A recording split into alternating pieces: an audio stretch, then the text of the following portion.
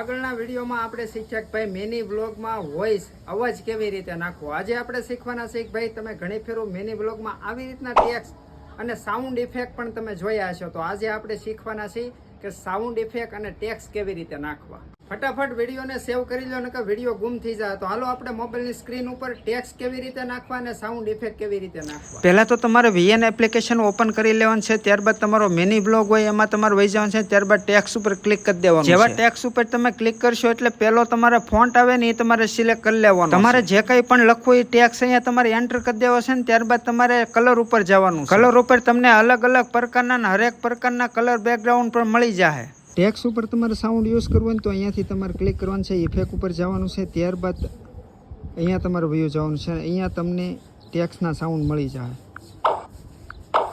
આવી રીતના. તો આ તમારે યુઝ કરવાનું છે. જ્યાંથી ટેક્સ્ટ પડે ને ત્યાંથી જ તમારે એ સાઉન્ડ યુઝ કરી લેવાનું છે. તો આવી રીતે તમારે ટેક્સ્ટ અને ઇફેક્ટ સાઉન્ડ તમારે યુઝ કરવાના છે VN ની અંદર. બાકી આગળની ટિપ્સ માટે ફોલો કરી લેજો. મિની બ્લોગનું ફૂલ ટ્યુટોરિયલ છે ને પ્રોફાઇલ ઉપર છે, તો બધા વિડીયો તમે જોઈ લેજો. હર હર મહાદેવ, જય હિન્દ.